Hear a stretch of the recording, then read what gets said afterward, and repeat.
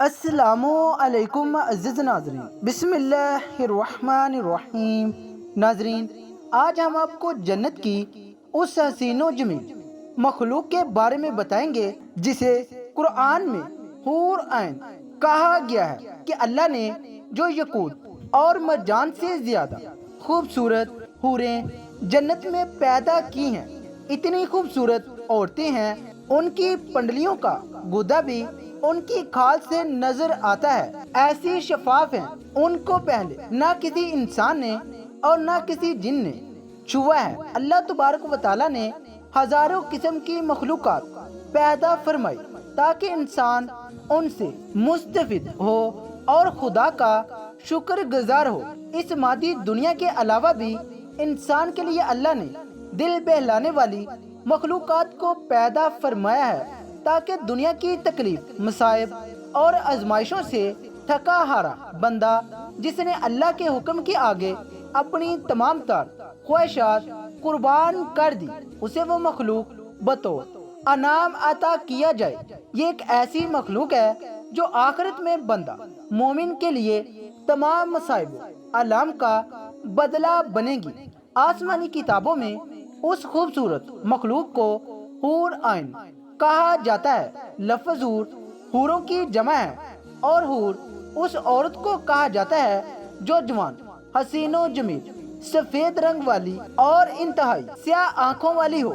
قرآن مجید میں کئی مقامات پر ان حوروں کا ذکر ملتا ہے۔ مثلا سورۃ صفات میں اللہ نے فرمایا، نعمتوں والی جنت میں جنتی تختوں پر ایک دوسرے کے سامنے بیٹھے ہوں گے، جہاں شراب کے جام کا ان پر دور چل رہا ہوگا جو پینے میں شفاف اور لذیذ ہوگی، اور نہ اس سے درد سر ہوگا اور نہ اس کے پینے سے وہ بہکیں گے، اور ان کے پاس نیچی نظروں، بڑی بڑی آنکھوں والی حوریں ہوں گی، ایسی نازک جیسے آنڈے کے چھلکے کے نیچے چھپی ہوئی چھلی۔ اس طرح سورۃ رحمان میں ارشاد ہوا، وہاں یعنی جنت میں نیچی نگاہوں والی حوریں ہیں جو ان کو ان سے پہلے کسی جن و انس نے ہاتھ نہیں لگایا۔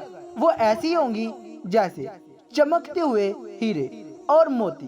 گویا حور ایسی جنتی مخلوق ہے جسے دنیاوی مثال سے سمجھنا اور اس کے جسمانی بناوٹوں، خصوصیات کو بیان کرنا مشکل ہے، جسے اب تک نہ کسی انسان نے دیکھا نہ چھوا ہے، اور جنت میں یہ مخلوق مومن کے لیے انعام اور بدلہ ہوگی۔ حدیث مبارک میں بھی نبی کریم صلی اللہ علیہ وآلہ وسلم نے ارشاد فرمایا ہے کہ حوروں کی آنکھیں اس موتی کی طرح ہوں گی جو سپی میں ہو اور اس کو کسی نے ہاتھ سے نہ چھوا ہو۔ اللہ نے حور عین کو زعفران سے تخلیق کیا ہے۔ اللہ ان کے چہروں کو نور اور جسموں کو ریشم کا لباس پہنائے گا، اور ان کے جسم حیران کر دینے والے ہوں گے۔ اگر حوروں کی جسمانی بناوٹ کی بات کریں تو روایتوں سے پتہ چلتا ہے کہ حور کو پاؤں کی انگلیوں سے گھٹنوں تک زعفران سے بنایا گیا ہے، سینے سے گردن تک چمکدار عنبر سے بنایا گیا ہے، گردن سے سر تک کا حصہ سفید کافور سے تخلیق کیا گیا ہے، اور ان کے سر میں خوشبودار کستوری کے بال ہیں۔ جب وہ سامنے آتی ہیں تو ان کا چہرہ زبردست نور سے چمک اٹھتا ہے، جیسے دنیا والوں کے لیے سورج چمکتا ہے، اور ان کے کمر کا اندرونی حصہ لباس اور جلد کی باریکی سے دکھائی دیتا ہے۔ اگر کوئی حور اپنی ہتھیلیوں کو آسمانوں زمین کے درمیان ظاہر کر دے تو تمام مخلوقات اس کے حسن کی دیوانی ہو جائے گی، اور اگر وہ اپنا چہرہ ظاہر کر دے تو اس کے حسن سے آسمان و زمین کے درمیان موجود تمام چیزیں جگمگا اٹھیں گی۔ ایک روایت کے مطابق جنت الفردوس اور جنت العدن کے درمیان میں ایسی حوریں موجود ہیں جو جنت کے گلاب سے پیدا کی گئی ہیں۔ وہ کبھی سوتی نہیں، نہ کبھی حاملہ ہوں گی، نہ انہیں حیض آتا ہے، اور نہ وہ کبھی بیمار پڑتی ہیں۔ حوروں کی بھی کئی اقسام اور نسلیں ہیں، اور جنت کے الگ الگ درجوں میں مختلف اقسام کی حوریں رہتی ہیں، جیسا کہ حضرت ابن عباس نے فرمایا کہ جنت میں ایک نہر ہے جس کا نام بدیق ہے۔ اس نہر کے نیچے حوریں اگتی ہیں اور خوبصورت آواز میں قرآن مجید کی تلاوت کرتی ہیں اور اللہ کی حمد و ثنا بیان کرتی ہیں۔ جنت میں جنتی جب اس نہر کے پاس پہنچیں گے تو ان حوروں سے ہاتھ ملائیں گے۔ جب مرد کسی حور کی کلائی کو چھوئے گا تو وہ حور اس کے پیچھے چل پڑے گی اور اس کی جگہ دوسری حور آئے گی، اور اس طرح جنت میں موجود مختلف اقسام کی حوروں کا مختلف جنتی نام ہے۔ مثلا خیرہ اور اینا نامی حور، جس کے متعلق روایتوں میں آتا ہے کہ ان کے ارد گرد 70,000 خدمتگار لڑکیاں چلتی ہیں اور جو پرہیزگار بندوں کو خود جنت میں تلاش کرتی پھرتی ہیں۔